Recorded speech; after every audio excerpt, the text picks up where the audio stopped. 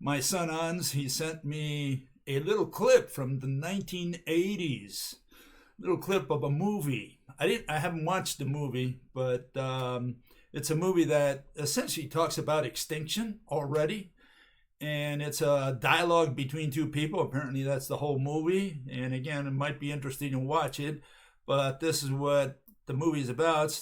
For those of you who saw it, My Dinner with Andre. Okay, and they have a little discussion there, and they talk about things of the world. And what Andre tells his host there is something interesting. He says that the last normal humans were in the 1960s, and after that, there were no. In other words, what happened after that was humans deteriorated. Okay, they deteriorated, and they would continue to deteriorate until extinction. It says the human race will deteriorate to the point where humans will stop being humans, and that will be the end of humanity. And so he's got a choice. He lives in New York. He says he's supposed to get out of New York, but he says, where will I go? The whole world is the same everywhere I go.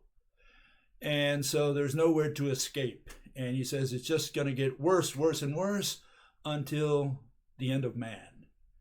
And that's to a great extent what we say here. And someone else says that. And that's Mr. Calhoun. He's a social psychologist, and he did an experiment first with rats, then with mice. And he came to the same conclusion that the human race is going to follow what's happened to the mice that he had in his experiments. And the experiment shows that if you put a whole bunch of mice in a small enclosure and just let them multiply, there comes a time where the mice go nuts and the whole colony begins to drop. The main point that I saw from that was that he created essentially homosexuality in the lab. Okay, and what we see today is a lot of the alphabet people out there, and also people with all kinds of genetic problems. And I think that's got to do with all this inbreeding that we've had for such a long time. So here's Calhoun. I hope this one comes out okay. The mouse population met with catastrophe. In effect, the mouse universe simulated the present situation of a continually expanding population of humans. But the newer generations of young were inhibited, since most space was already socially defined. Young mice growing into adulthood exhibited an even different type of behavior, the beautiful ones. Their time was devoted solely to grooming, eating, and sleeping.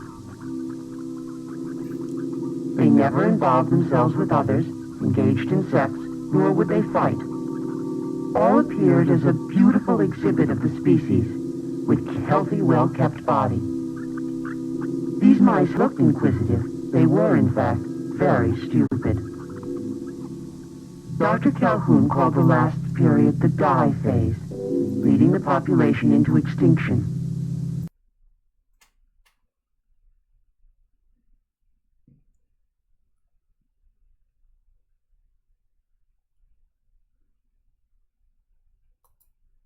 So that was his experience.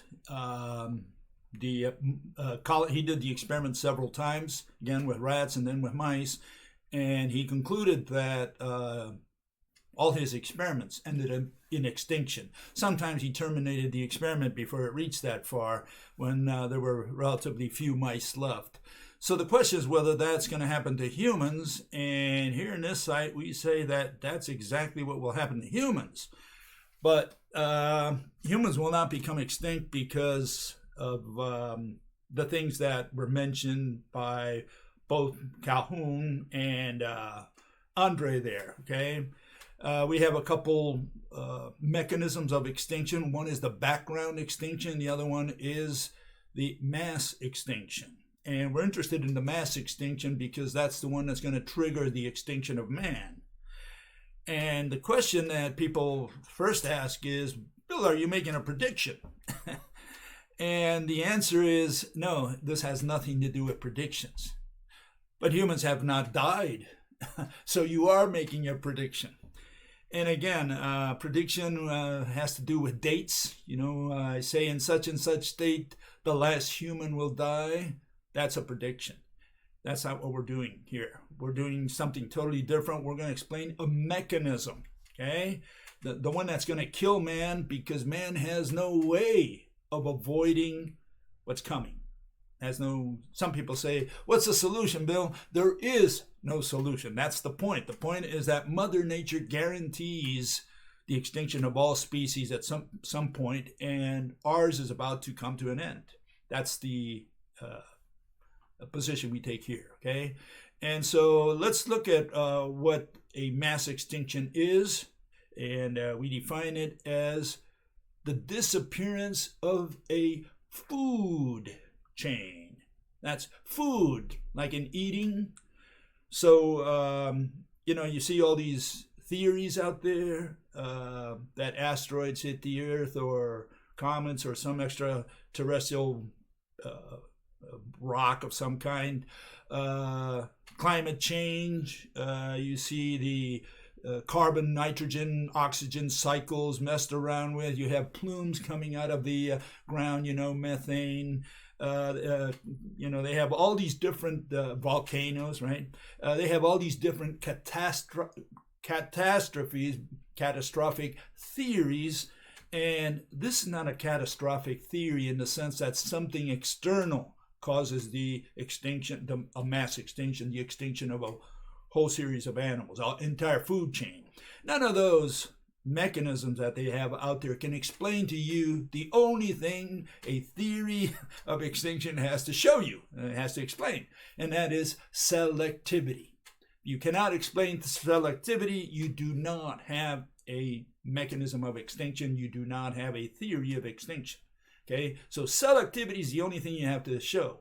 And the way they get around that is they have, whenever a mass extinction comes around, they say, well, this one died because of this, and this one died because of that.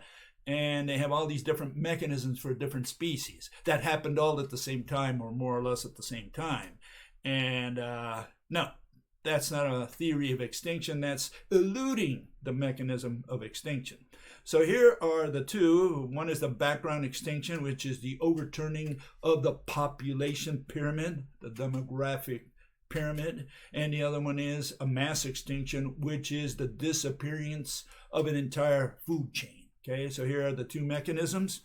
And there's the one for the mouse utopia that Calhoun ran. In other words, they had essentially an overturning of the population pyramid and the decline also in their genetic diversity in a relatively short time. Why? Because they inbred.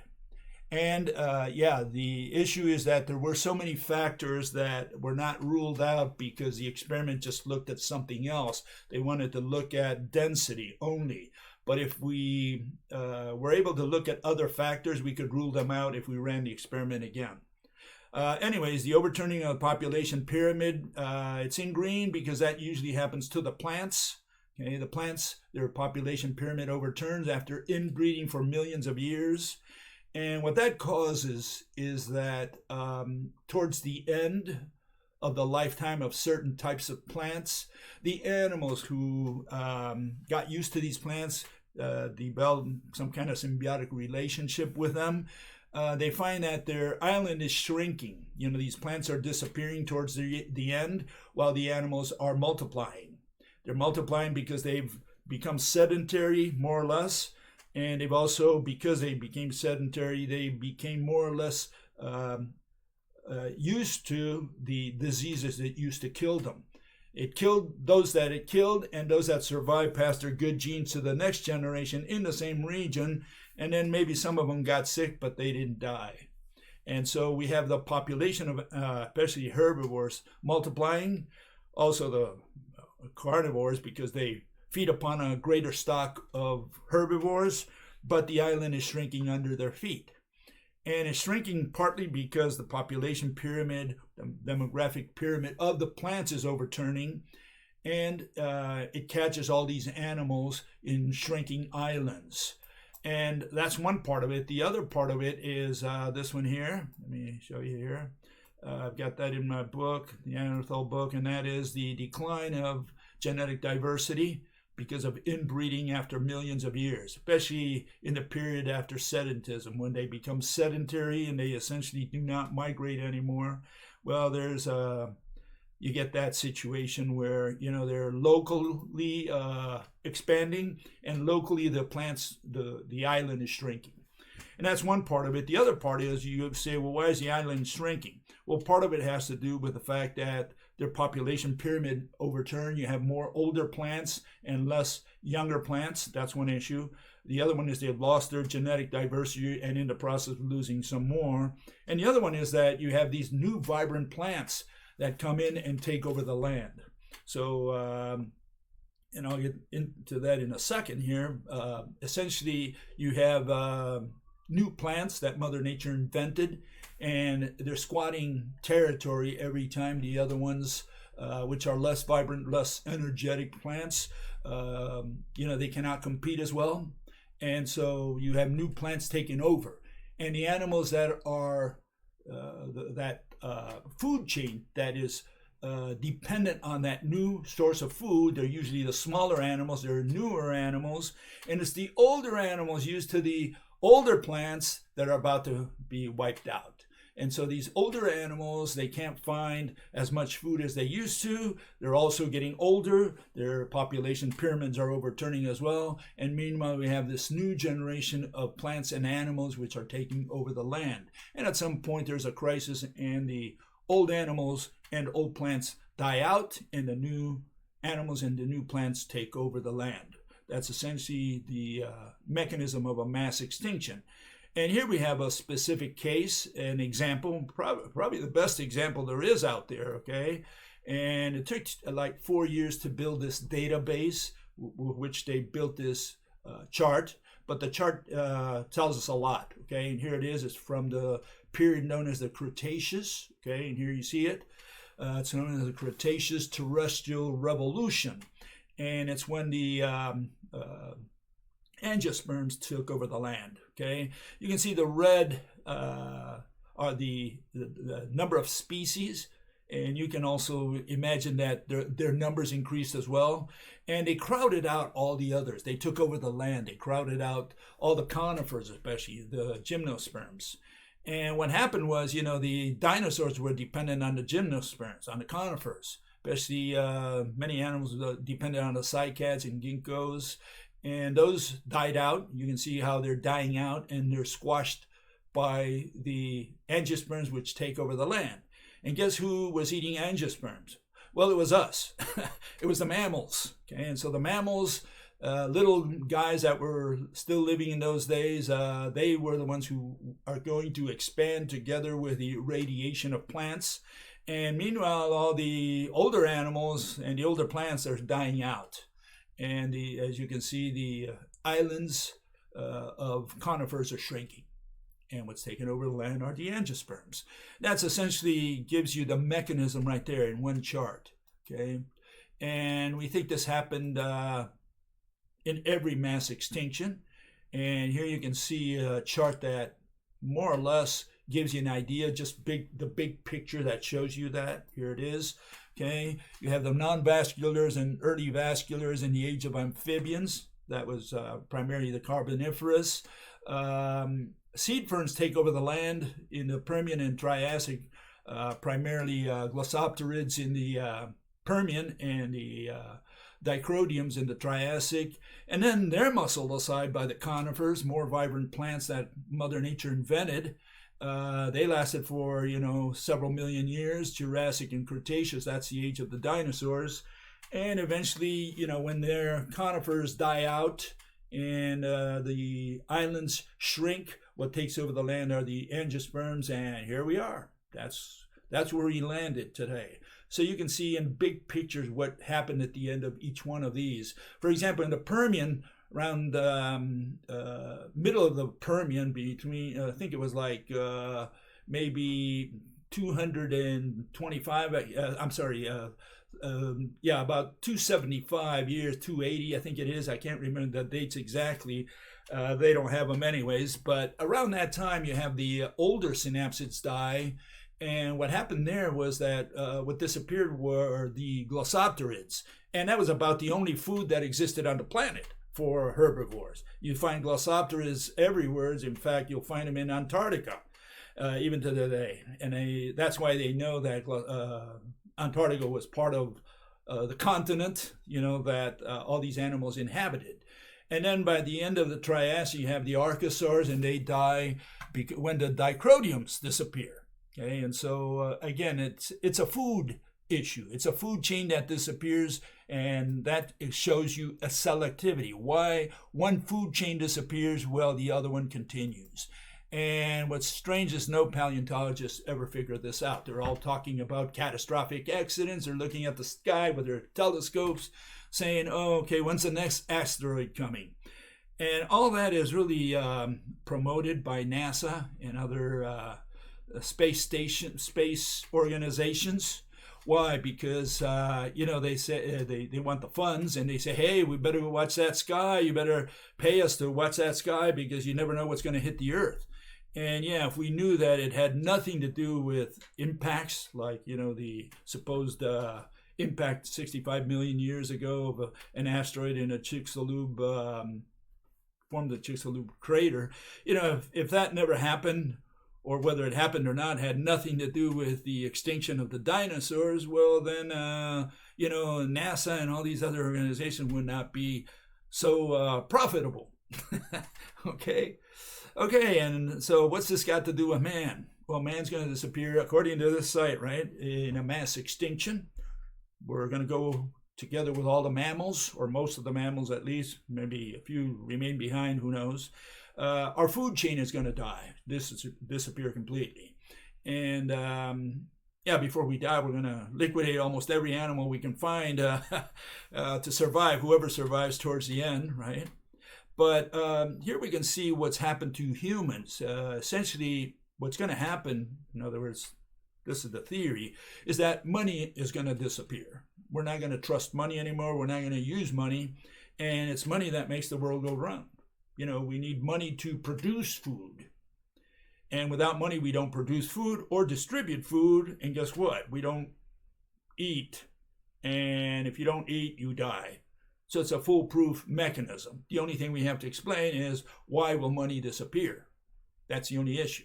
But other than that, if God comes in tomorrow, Almighty God, and waves his magic wand and makes all the food disappear, right? For sure, we're all going to die. And so all we have to show is that food disappears, and God could simply come in and make all money disappear. And if, we don't believe in money anymore. We don't accept money anymore. And now what are we going to do? How are we going to get our food? That's the issue. So all we have to do is destroy money, or our notion of money. You see, right now people accept whatever you give them. You give them gold, you give them even Bitcoin. People accept all that stuff today.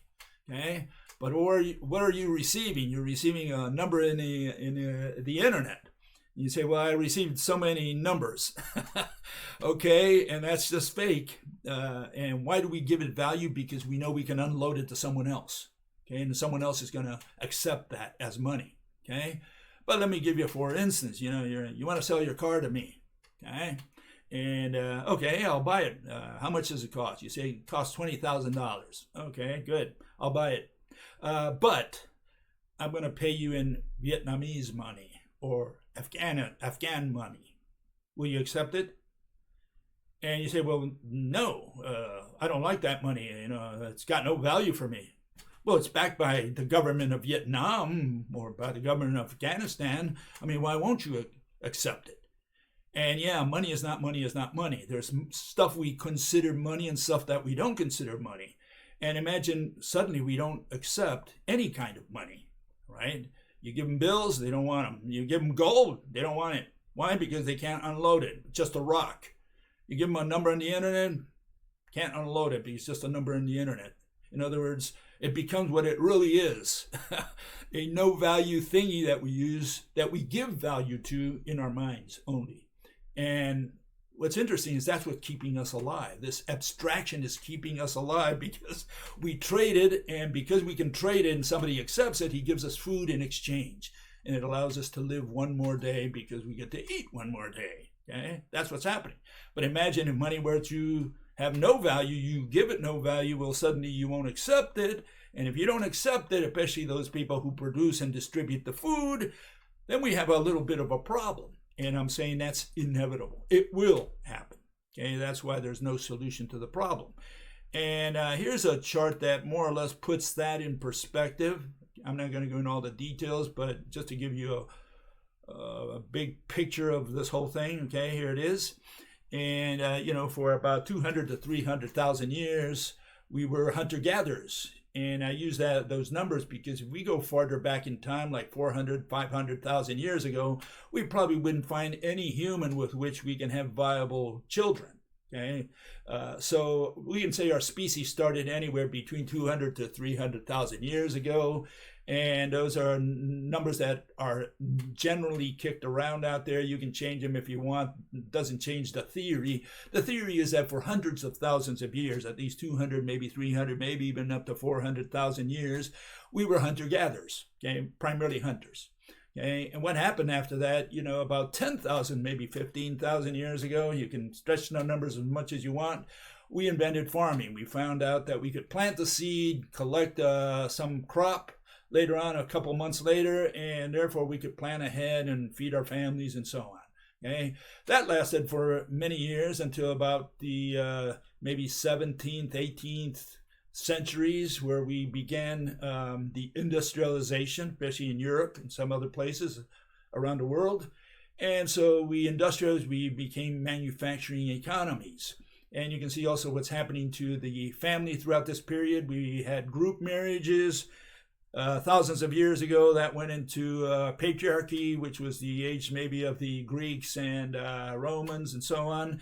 And then by the time we get to the industrialization, we have a different type of family, a different family type, which is the nuclear family. We got married, supposedly monogamous, and that lasted for maybe 200 years, maybe 250, whatever. And then we started about 1980. That's when the service economy started to kick in. We went into services. Services overtook manufacturing and farming as the primary mode of production, or economic mode, you could say. And we all started doing services. And about maybe 10, maybe 15 years ago, we started internet services. In other words, a special type of services which does not use hands. In other words, when you do landscaping and barbering, you have to use your hands. That kind of service is also being pushed aside, and it's being replaced by entertainment and commercials, which is what internet service is all about. So you can see that we had no way of avoiding that trend, one. And the other one is that you can see the dates, how they become smaller and smaller and smaller from one economic mode to the other. Okay, so this gives a picture that we're getting close to the end of the line. That's one issue. And then what you can see here is that there's no other part of the economy we can invent. What other thing can we invent in the economy that will put people to work in the future? That's one issue. And then the other issue you should keep in mind is that a service provider is an unemployed person. You say, no, Bill, I'm receiving money. Yeah, okay. But it's unemployment because it's fake employment. Employment is when you produce food. That was employment. But when we went into services, the other end of the spectrum, you're not producing anything per se. Okay, you're exchanging your labor for the guy who produces the food for you. Eventually, all money ended up serving to pay for food. That's what it is. That's what keeps you alive. And what's happening is the proletariat out there, his salary is decreasing day by day. His real value, the real salary, is decreasing day by day, and that's unstoppable. You can't stop that trend. It's been going on for several decades now, and it'll continue rolling. Just like Andre would have said, I wish I could have had that video. I don't know what happened to it, but the point is, salaries are going to be decreasing. And you can't do that forever. At some point, people who work will not be able to get to the end of the month because their salaries will not be able to pay for the bare necessities, like rent and food and so on. And so that trend is unstoppable. It's on its way down, the real value of salaries, and that's going to kill the money. People are not going to believe in money at some point, and they're going to want bartering. And we can't go back to bartering in our modern economy. And so at some point there's going to be a crisis, and that'll be it. If we have a war, which also has to do with economics, by the way, the fight for resources, right? That's just going to exacerbate the situation. It's just going to make it worse. So if we add war on top of the fact that salaries are decreasing, we have no chance whatsoever. War can only accelerate the demise of the economy, which is what's going to kill us. Okay, so what causes extinction? Here's a picture that shows it. Money. Okay, the end of money. In fact, it's very easy to destroy the economy. We could do it today if we wanted. Imagine every government on Earth, right? Produces all the money you want. It gives $1 million to every person on Earth. Everybody would be happy, right? All of a sudden you get $1 million. Hey, that solved a lot of your problems, right? But imagine what that would do. Just imagine that. Suddenly you can buy anything you want, but there's no services or anything out there because everybody's in the same situation. Say, why am I going to go to work? I'm going to stay at home. I got $1 million, right? So it's easy to destroy the global economy. You just create money. Sometimes you think that all of these governments are actually doing that. They're creating money, and so we'll find out how it works out. But yeah, that's in a nutshell, what's going to happen. Our economy is going to fall apart, and most of people on Earth will be starved to death because they will have nothing to trade for food, which will be the only thing of value in the future, right? And not everybody can go in their apartment and plant, potatoes on their carpet. Okay, so that's the situation. And all I can tell you is some people say, Bill, you're so pessimistic. No, I'm not pessimistic. It's called realistic.